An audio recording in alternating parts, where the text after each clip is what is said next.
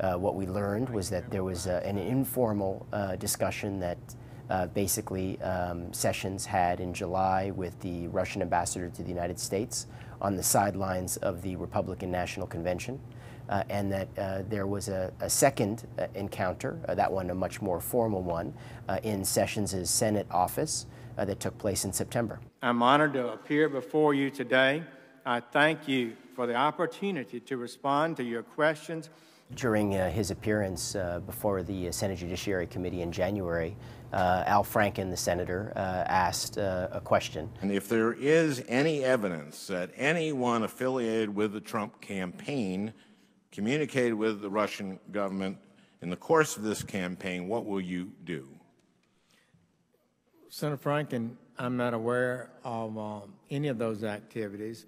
I have been called a surrogate at a time or two in that campaign, and I did not have communications with the Russians, and I'm unable to comment on it. This, of course, was what we saw as a pretty categorical statement.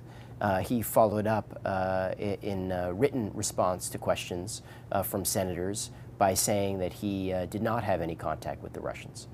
We had then heard from our sources that, in fact, there had been contact. The Justice Department officials that we spoke to came to Sessions' defense and said that the context of the question in the Judiciary Committee was whether or not Sessions was having those contacts as a campaign surrogate. The argument made by the Justice Department officials is that Sessions did not deceive the senators with his answer because he was thinking of his contacts that he had as a senator as opposed to in his dual-hatted role as an advisor to Trump. So Sergei Kislyak is the longtime Russian ambassador to Washington.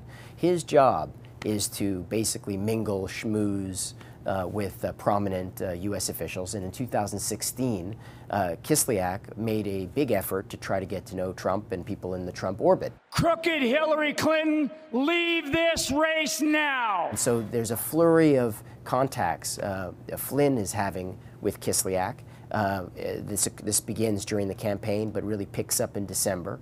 And Flynn, as you know, again, it was asked, how does he characterize these communications he had with Kislyak, and he misrepresented the discussions to Pence, the vice president, and to other officials in the Trump team, which in the end led to his resignation. Mike Flynn is a fine person, and I asked for his resignation. He respectfully gave it. In this case, again, you have an important member of the Trump team is asked about contacts with the Russians. He says that he doesn't have those contacts. In this case, what's different is Sessions is saying through officials at the Justice Department that he does not recall what the discussions were with Kislyak.